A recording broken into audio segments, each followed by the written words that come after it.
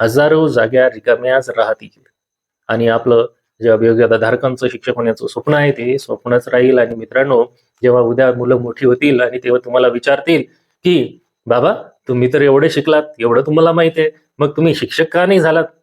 तर त्यावेळेस तुमच्या डोळ्यात जे पाणी दाटून येईल त्यावेळेस तुम्हाला त्याच्या समोर रडता देखील येणार नाही. पण एक छोटीशी चिमुकली चिमणी येते आणि ती त्या बाजूच्या नदीमधलं पाणी आपल्या छोट्या छोट्या चोचीमध्ये आणून त्या आगीमध्ये फेकण्याचा प्रयत्न करते, केविलवाना प्रयत्न करते. हे पाहून तिथे त्या चिमणीला एक एक प्राणी येऊन विचारतो की ए चिवताई, तू मूर्ख झालीये का? एवढा मोठ्या जंगलामध्ये आग लागली आणि तू एकटी चिमुरडी चिमणी काय करणार आहेस? तर ही गोष्ट अशीच आपल्या अभियोग्यतांसारखी आहे मित्रांनो. कारण अभियोग्यता धारक जे आहे ते पूर्णपणे एकत्र आल्याचे अजूनही दिसून येते. हजारो लाखो अभियोग्यता धारकांनी शिक्षक होण्याचं स्वप्न पाहिलंय आणि हे शिक्षक होण्याचं स्वप्न पूर्ण करण्यासाठी अनेक अग्निपरीक्षा त्यांनी दिल्या आहेत. शिक्षक पात्रता परीक्षा असेल, ज्याला आपण टीईटी म्हणतो, त्याच्यानंतर शिक्षक अभियोग्यता आणि बुद्धिमत्ता चाचणी आहे, ज्याला आपण टीआयटी म्हणतो. या दोनही परीक्षा जरी दिलेल्या असल्या तरी देखील आजही अनेक जे अभियोग्यता धारक आहेत ते नोकरीच्या प्रतीक्षेतच आहेत. अहो, अनेकांचं वय वाढत चाललेलं आहे. अनेक अभियोग्यता धारकांच्या घरची परिस्थिती खूप कठीण आहे. काही जण तर निराश होऊन मित्रांनो इतर कामाकडे वळत आहेत. असा गंभीर प्रश्न आहे. इतकं सगळं करून देखील अभियोग्यता धारकांना न्याय मिळत नाही. कारण कारण अभियोग्यता धारकांचा आवाज हा कदाचित शासनापर्यंत पोहोचलाच नाही. मागे एकदा हिवाळी अधिवेशनामध्ये आपल्या सर्वांना माहित आहे, आपले संदीप कांबळे सर, जे युवा शैक्षणिक आणि सामाजिक संघटनेच्या माध्यमातून त्यांनी या मागण्यांना हिवाळी अधिवेशनात लावून धरलं आणि आता आज रोजी पुन्हा एकदा हेच आंदोलन करण्याची गरज निर्माण झालेली आहे. संदीप कांबळे सरांच्या मार्गदर्शनामध्ये नेतृत्वामध्ये 12 मार्च 2026 रोजी आझाद मैदान मुंबई या ठिकाणी पुन्हा एकदा होणार आहे महा एल्गार आंदोलन 2.0. मित्रांनो, हे आंदोलन कोणाविरुद्ध नाही आहे. हे आंदोलन फक्त अभियोग्यता धारकांच्या हक्कासाठी आहे. या आंदोलनामध्ये काय प्रमुख मागण्या आहेत या सर्वांना माहित आहेत, परंतु या व्हिडिओच्या माध्यमातून मी पुन्हा एकदा आपल्या सर्वांच्या समोर त्या मागण्या मांडणार आहे.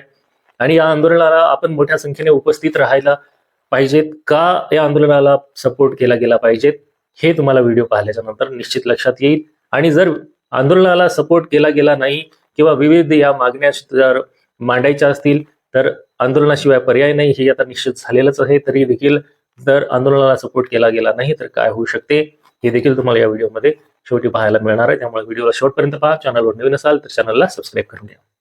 मित्रांनो, हे आंदोलन हे अभियोग्यता धारकांच्या हक्कासाठी आहे. हे आंदोलन 75,000 शिक्षक भरतीसाठी मागणी करणार आहे. या आंदोलनामध्ये प्रमुख मागण्या काय आहेत तर पहिली मागणी की जी काही 75,000 शिक्षक भरती आहे ती तात्काळ जाहीर करा. आता तुम्ही म्हणाल सर एवढ्या मोठ्या जागा कशा निघणार, एवढं शक्य तरी आहे का? तर लक्षात घ्या अभियोग्यता धारक मित्रांनो की जर एवढा देखील प्रयत्न केला नाही तर आपल्या पदरामध्ये 10 ते 15,000 जागा येण्याची शक्यता निर्माण होऊ शकते किंवा ही भरती किती जागांपर्यंत लिमिटेड होऊ शकते याचा अंदाज आपण सध्या सांगू शकत नाही. तर जास्तीत जास्त जागा याव्या यासाठी यांना मागणी करणं गरजेचं आहे. नंबर 2 ची मागणी काय आहे या ठिकाणी की पवित्र पोर्टलच्या माध्यमातून 100% जागा पारदर्शक पद्धतीने भराव्या. मर्यादित प्राधान्यक्रम रद्द करून सर्व अभियोग्यता धारकांना समान संधी देण्यात यावी. त्यानंतर कला, क्रीडा, कार्यानुभव यासारखे ICT विषयांच्या संदर्भात विशेष शिक्षकांची जी काय त्यांची भरती तात्काळ सुरू करावी. समाज कल्याण व आश्रमशाळांमध्ये शिक्षक भरती सुरू करायची आहे. कॉन्ट्रॅक्ट किंवा तात्पुरत्या शिक्षक भरतीवर बंदी घाला अशी देखील यामध्ये मागणी करण्यात येते. समूह शाळा योजना रद्द करा ही देखील यामध्ये एक मागणी आहे. खाजगी व्यवस्थापनातील जी काही पदं आहेत ती भरण्यासाठी परवानगी द्यावी अशी एक मागणी आहे. आणि राज्यभरातील सर्व रिक्त पदांची माहिती जी आहे ही सार्वजनिक करावी. अभियोग्यता धारकांना न्याय देणारी भरती प्रक्रिया तात्काळ सुरू करावी. अशा विविध मागण्या घेऊन हे आंदोलन आता येणाऱ्या 12 मार्च 2026 रोजी मुंबई येथील आझाद मैदानावर होणार आहे मित्रांनो. आणि आंदोलन म्हटलं की त्या ठिकाणी सहकार्य आलंच. अभियोग्यता धारक आज शांत बसले तर कल्पना करा जर अभियोग्यता धारकांनी आंदोलनाला सपोर्ट केला नाही, आवाज उठवला नाही तर काय होईल? तर सरकारला वाटेल की सगळं काही ठीक आहे, काही आवश्यकता नाही आहे. अजून काय होईल तर भरती प्रक्रिया तुम्ही बघा, परीक्षा केव्हा दिलेली आहे आणि अजून भरती प्रक्रिया सुरू झाली आहे का? तर अजून पुढे ढकलली जाईल. याचा रोडमॅप देखील अजून तयार नाहीये. हजारो जागा रिकाम्याच राहतील आणि आपलं जे अभियोग्यता धारकांचं शिक्षक होण्याचं स्वप्न आहे ते स्वप्नच राहील. आणि मित्रांनो, जेव्हा उद्या मुलं मोठी होतील आणि तेव्हा तुम्हाला विचारतील की बाबा तुम्ही तर एवढे शिकलात, एवढं तुम्हाला माहिती आहे, मग तुम्ही शिक्षक का नाही झालात? तर त्यावेळेस तुमच्या डोळ्यात जे पाणी दाटून येईल, त्यावेळेस तुम्हाला त्याच्यासमोर रडता देखील येणार नाही. म्हणून मित्रांनो, म्हणून बंधू भगिनींनो, जर तुम्हाला आंदोलनाला प्रत्यक्ष मुंबईमध्ये जाणं शक्य नाहीये, आपल्यासारखे जे अनेक मित्र आहेत, तर त्यांनी आंदोलनाला आपापल्या परीने सहकार्य करावं, अशी माझी तुम्हा सर्वांना एक नम्र विनंती आहे. तुम्ही देखील या संदर्भात काय विचार करता हे देखील तुम्ही कमेंटमध्ये प्रकट करा. आणि जर अशा प्रकारचं आंदोलन केलं गेलं नाही, हे शासनाच्या विरोधात आंदोलन नाहीये मित्रांनो, हे कोणाच्याही संस्थांच्या विरोधात आंदोलन नाहीये, तर हे सरळ सरळ अभियोग्यता धारकांच्या वाट्याला काहीतरी यश यावं, त्यांच्या जागा भरल्या जाव्यात आणि त्यांच्या हितासाठी काही चांगले निर्णय घेतले जावेत. आणि अशा संदर्भात जर हे कोणी आपले अभियोग्यता धारक आंदोलन उभारत असतील, तर त्याला निश्चितपणे त्याच्या पाठीमागे उभं राहायला बिलकुल काही हरकत नाही. त्यामुळे सर्वांचा एकच आवाज असायला पाहिजे की आम्हाला शिक्षक भरती हवी आहे. आणि मित्रांनो, जर असं एकाच आवाजामध्ये एकत्र एक वज्रमुठ उभारून सर्व अभियोग्यता धारकांनी आपल्या मायबाप शासनाला जर है ना ह्या मागण्या मांडल्या, तर काय होईल की या मागण्या पूर्ण करायला सरकार पॉझिटिव्हली ऍक्शन घेऊ शकते. भरती प्रक्रिया वेगाने सुरू होईल, हजारो कुटुंबांना न्याय मिळेल, महाराष्ट्रात इतिहास घडेल आणि इतिहास सांगेल की अभियोग्यता धारकांनी एकत्र येऊन लढा दिला आहे की नाही मित्रांनो? तुम्ही ती गोष्ट ऐकलीच असेल की एका जंगलामध्ये अनेक पशु पक्षी प्राणी एकत्र राहायचे, परंतु अचानक जंगलाला आग लागते. आग लागल्यानंतर सगळे प्राणी सैरावैरा पळायला लागतात. जे जंगल ज्या ठिकाणी आपण लहानाचे मोठे झालो, ते सगळे पशु पक्षी आपलं घर सोडून पळायला लागले. पण एक छोटीशी चिमुकली चिवताई येते, चिमणी येते आणि ती त्या बाजूच्या नदीमधलं पाणी आपल्या छोट्या छोट्या चोचीमध्ये आणून त्या आगीमध्ये फेकण्याचा प्रयत्न करते, केविलवाना प्रयत्न करते. हे पाहून तिथे त्या चिमणीला एक एक प्राणी येऊन विचारतो की ए चिवताई, तू मूर्ख झालीये का? एवढा मोठ्या जंगलामध्ये आग लागली आणि तू एकटी चिमुरडी चिमणी काय करणार आहेस? ही गोष्ट तुम्ही सर्वांनी ऐकलेली, पण तरी देखील ऐकवतो.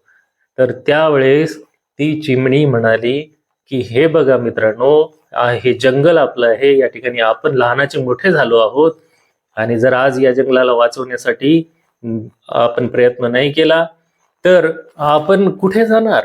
उद्या जग आपल्याला काय म्हणणार? जगाचं सोडा, आपल्याला राहायला घर नाही राहणार. चिमणी म्हणाली. असं म्हणाल्यानंतर ते प्राणी चिमणीला मूर्खात काढू लागले, पण ती म्हणाली की ज्यावेळेस जग म्हणेल की या आपल्या घराला वाचवण्यासाठी मोठे मोठे शक्तिशाली प्राणी पळून गेले, पण एक बलहीन छोटीशी चिमणी त्या ठिकाणी शेवटच्या श्वासापर्यंत प्रयत्न करत होती आणि प्रसंगी माझा जीव गेला तरी चालेल, पण मी माझ्या अधिवासाचं रक्षण करण्यासाठी मागे हटणार नाही. चिमणीचे हे बोल ऐकून त्या मोठ्या शक्तिशाली प्राण्यांना देखील लाज वाटली आणि शेवटी सर्वांनी एकत्र येऊन जंगलाला वाचवण्यासाठी आपापल्या परीने प्रयत्न केला आणि त्यांनी ते जंगल वाचवलं. तर ही गोष्ट अशीच आपल्या अभियोग्यतांसारखी आहे मित्रांनो, कारण अभियोग्यता धारक जे आहे ते पूर्णपणे एकत्र आल्याचे अजूनही दिसून येत नाही. वेगवेगळ्या मार्गांनी लढत आहेत, वेगवेगळ्या मार्गांनी प्रयत्न करत आहेत, पण ते जर एकत्र येऊन लढू शकले तर त्यांच्या मागण्या शासनापर्यंत पोहोचणारच आहे. असे अनेक उदाहरण आहेत मित्रांनो. व्हिडिओमध्ये मी त्यांचं नाव घेऊन सांगू शकत नाही, की जे एकत्र आले आणि त्यांनी आपल्या हक्काच्या मागण्या शासनाच्या पर्यंत मांडल्या आणि त्या पूर्ण देखील झालेल्या आहेत. मग हे अभियोग्यता धारक का एकत्र येत नाहीत आणि का ह्या मागण्या पूर्ण होण्यासाठी लढत नाहीत? ही खूप मोठी गोष्ट आहे. जर मित्रांनो माझ्या व्हिडिओमधून तुम्हाला एखादी गोष्ट मनाला भिडली असेल आणि खरंच वाटलं असेल की yes, this is our responsibility and it's our duty to, हे आपलं कर्तव्य पण आहे मित्रांनो. आपण आतापर्यंत इतरांच्यासाठी काम केलं, आपण अनेक ठिकाणी काम केलं, पण आता एकदा स्वतःसाठी लढा मित्रांनो. एकदा स्वतःसाठी एकत्र या. कोणाशी भांडायचं नाही, काय नाहीये, पण प्रामाणिकपणे मागण्या मांडायच्या आहेत आणि ह्या मागण्या पूर्ण झाल्याशिवाय तिथून हटायचं नाहीये. लढणारे आपले मित्रमंडळी तयार आहेत. आमचे मित्र आदरणीय श्री संदीप सर आहेत, कांबळे सर आहेत, हे या त्यांच्या युवा शैक्षणिक आणि सामाजिक संघटनेच्या माध्यमातून चांगल्या प्रकारे काम करत आहेत. मागे देखील त्यांनी पुरेपूर प्रयत्न केला, बागणी लावून धरली आणि आंदोलन यशस्वी केलेले आहे. तर आता हे आंदोलन 2.0 सक्सेस करायची जबाबदारी तुमच्यावर आहे. तुम्ही सर्वांनी या ठिकाणी आंदोलनाला सपोर्ट करावा अशी माझी मनापासून इच्छा आहे. मी देखील आंदोलनाला मनापासून सपोर्ट करतो. लक्षात घ्या मित्रांनो, प्रत्यक्ष मुंबईत काही कारणास्तव जरी मी येऊ शकलो नाही किंवा बरेचसे अभियोग्यधारक येऊ शकले नाहीत, तर आपण जिथे आहात तिथूनच ना आपल्या या लढणाऱ्या मावळ्यांना सपोर्ट करा. हे सगळे मावळे एकत्र येऊन आपल्या अधिकाराचे जे गड किल्ले आहेत ते आपल्यासाठी खुले करतील अशी मनापासून माझी इच्छा आहे. आणि हे शक्य होईल यासाठी आपण सर्वांनी एकत्र येऊया. चला मुंबई, चला आझाद मैदान, आहे की नाही, आपल्या भविष्यासाठी, आपल्या हक्कासाठी आणि हे आंदोलन यशस्वी करण्यासाठी. पुन्हा एकदा आपणा सर्वांना, आंदोलन करणाऱ्या माझ्या मित्रांना खूप खूप शुभेच्छा. आणि तुम्हा सर्वांना देखील या व्हिडिओच्या माध्यमातून मी खूप खूप शुभेच्छा देतो की ही संधी आपल्याला सोडायची नाहीये आणि आपलं जे काही शिक्षक बनण्याचं स्वप्न आहे ते पूर्ण करायचं आहे. आशा आहे सगळे एकत्र येतील, सगळे लढतील आणि सगळे जिंकतील. पुन्हा भेटूया नवीन व्हिडिओमध्ये नवीन माहिती. तोपर्यंत आपल्या सर्वांना खूप खूप शुभेच्छा. जय हिंद, जय महाराष्ट्र.